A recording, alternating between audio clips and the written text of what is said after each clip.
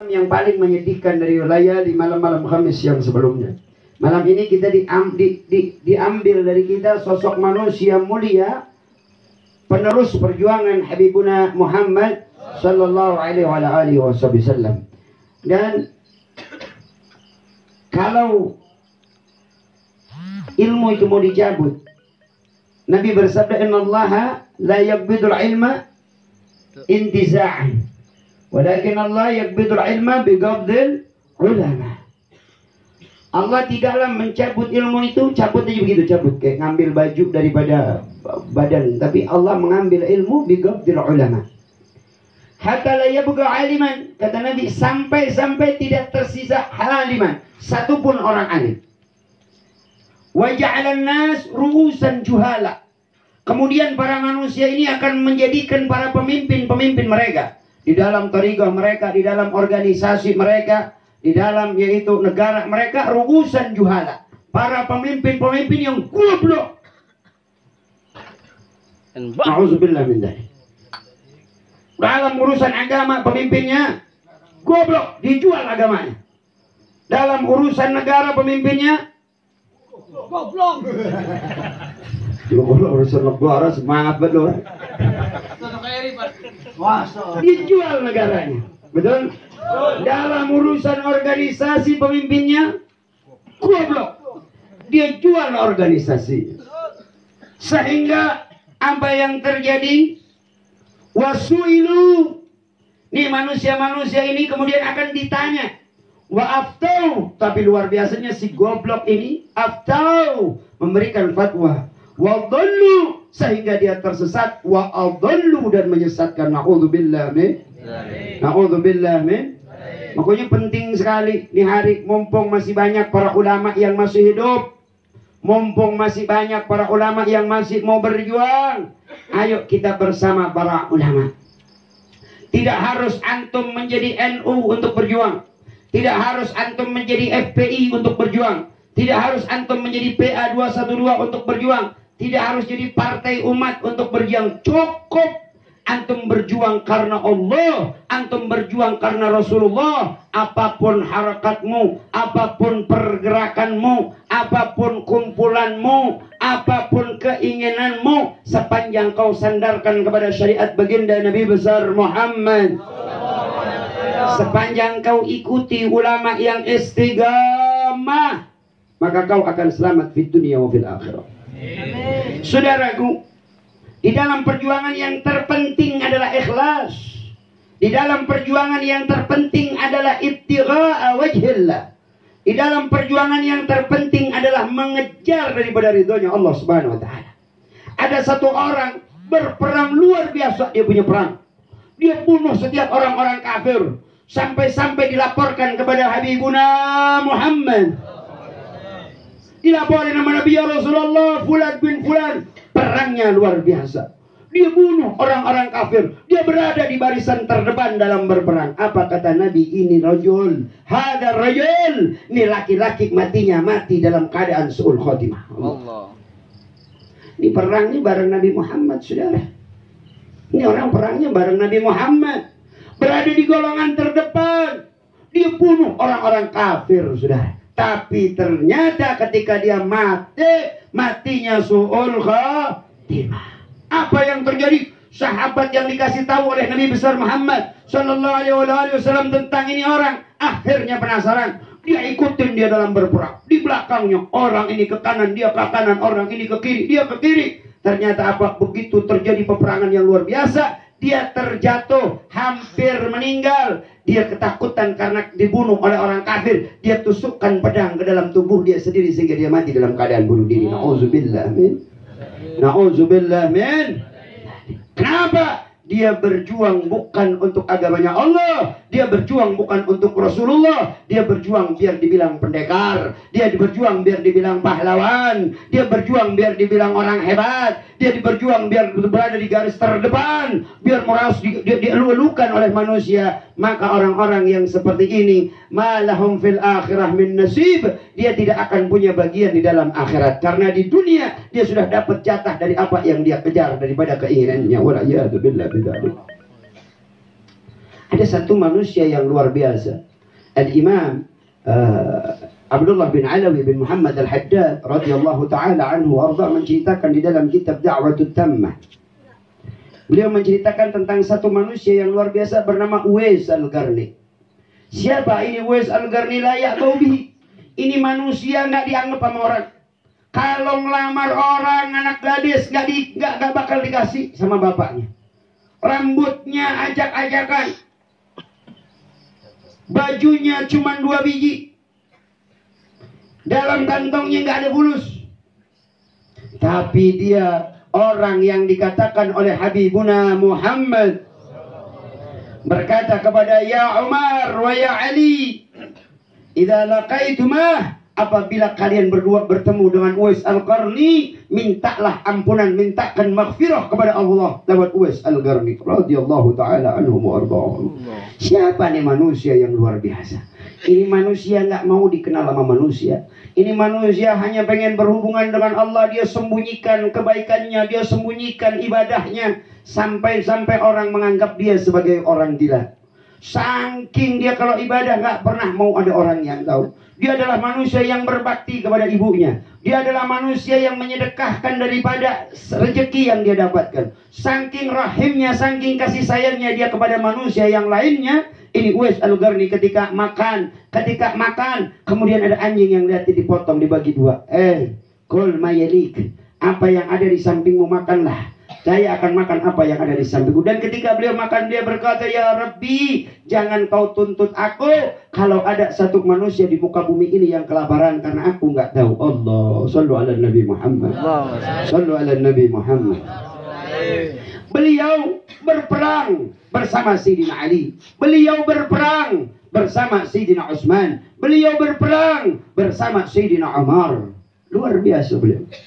Beliau sembunyikan salat malamnya, beliau sembunyikan sedekahnya, ibadahnya disembunyikan. Saking masturnya nih manusia nggak kepengen dikenal, hanya ingin dikenali oleh Allah Subhanahu wa taala. Setelah beliau berperang bersama Sayyidina Ali bin Abi Thalib radhiyallahu taala anhu wa ardhah, beliau pulang daripada peperangannya. Setelah beliau pulang daripada peperangannya, di tengah jalan beliau sakit sehingga meninggal. Bersama para orang-orang yang bersama beliau. Orang-orang tahu bagaimana kedudukan Uwais Al-Qarni di sisi Rasulullah sallallahu alaihi wasallam. Tapi kita nggak pernah dengar Uwais Al-Qarni jadi panglima perang. Kita nggak pernah dengar Uwais Al-Qarni jadi bupati. Kita nggak pernah melihat Uwais Al-Qarni jadi gubernur. Kenapa? Karena beliau tidak menginginkan jabatan dunia, yang beliau inginkan jabatan di sisi Allah Subhanahu wa taala.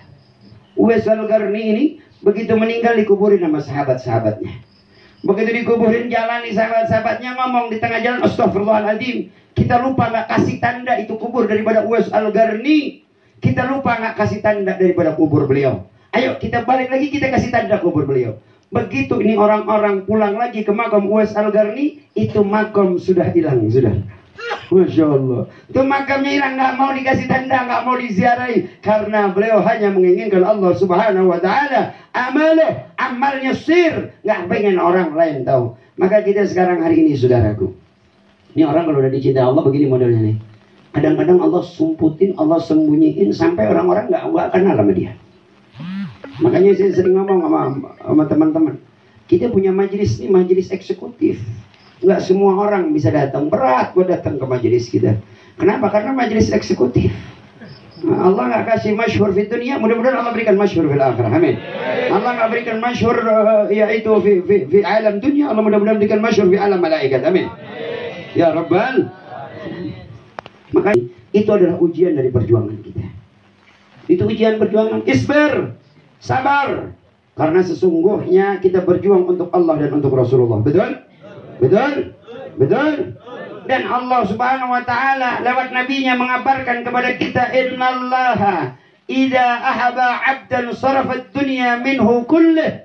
Apabila Allah mencintai seorang hamba, Allah palingkan dunia keduniaan dari orang itu semuanya, sehingga dunia tidak mengenalnya, sehingga dunia tidak menginginkannya, bahkan dunia membuangnya, bahkan dunia menghinakannya. Tapi ini adalah orang yang dicintai oleh Allah Subhanahu wa taala. Allah cemburu, Allah tidak mau hatinya orang tersebut memikirkan kepada yang selain Allah. Allah tidak mau hatinya orang tersebut terkait kepada yang selain Allah subhanahu wa ta'ala. Maka bersyukurlah antum semuanya apabila di dalam perjuangan antum gak dianggap alhamdulillah. Alhamdulillah.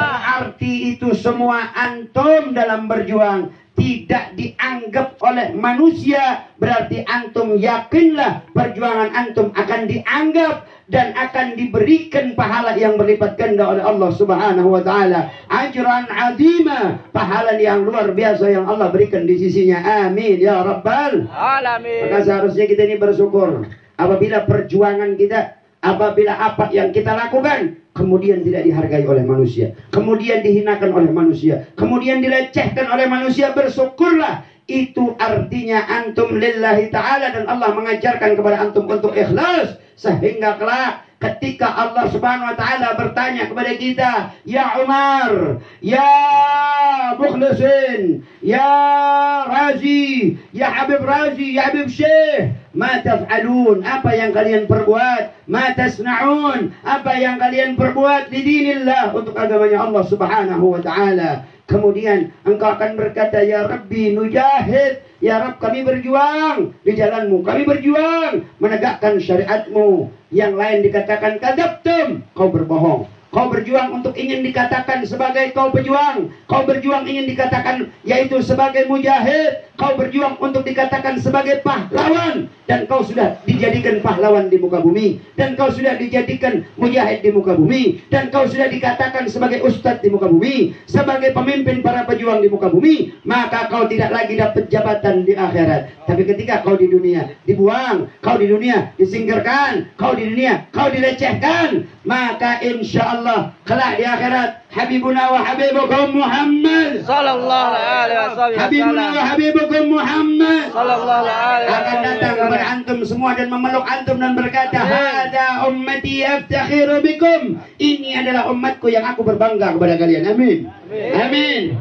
Amin. Ya Rabbal alamin. Maka jangan sedih para saudaraku, jangan sedih. La takhaf wa la tahzan, janganlah kalian merasa sedih. Inna awliya Allah, sesungguhnya mereka para kekasih Allah, la khaufun alaihim, tidak ada rasa takut atas mereka, walahum yahzanun, tidak ada kesedihan atas mereka, karena mereka para kekasih Allah tahu tujuan kita bukan dunia tapi akhir.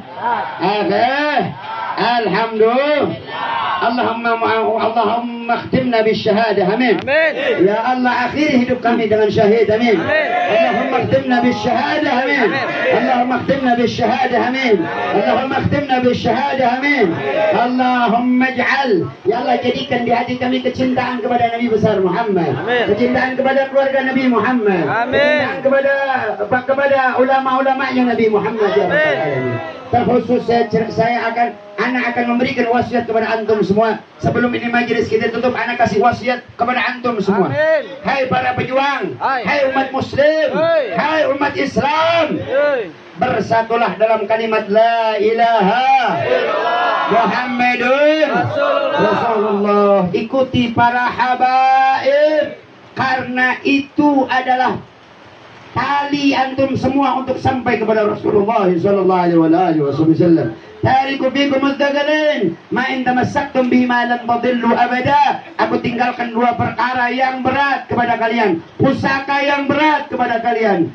Dan ini ada dua hadis. Yang pertama kitabullah was sunnati. Antum boleh buka semua kitab-kitab hadis. Mau sahih Bukhari, mau sahih Muslim, mau kitab Sunan Abu Dawud, mau kitab sunan-sunan yang lain yang mengatakan was sunnati, enggak ada, saudara. Tidak ada. Tidak ada di kitab sahih. Enggak ada. Enggak ada. Yang ada wa itrati ahli baiti. Walaupun ini hadis sahih dua-duanya. Tapi yang ada termaktub di dalam kitab Muslim, Sahih Muslim adalah wa itrati, dan keluargaku.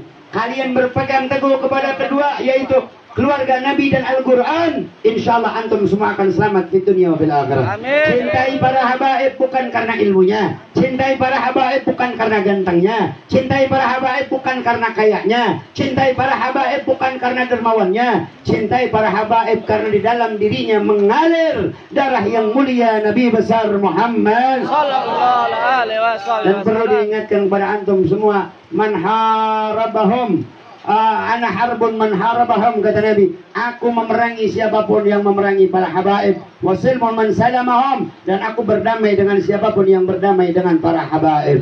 Saudaraku, kadang kita melihat habaib yang begini dan begitu, tidak perlu kita ikut komentar untuk hal-hal yang seperti itu. Cukup kita katakan, mudah-mudahan Allah memberikan hidayah kepada beliau. Amin. Amin. Amin. Dan cukup kita berpegang kepada apa yang diperintahkan oleh Habibana Al-Habib Rizq bin Husain bin Syihab, untuk tetap istiqamah di dalam perjuangan, untuk tetap istiqamah di dalam mengikuti sunnah Nabi besar Muhammad sallallahu alaihi wasallam. Ibadallah,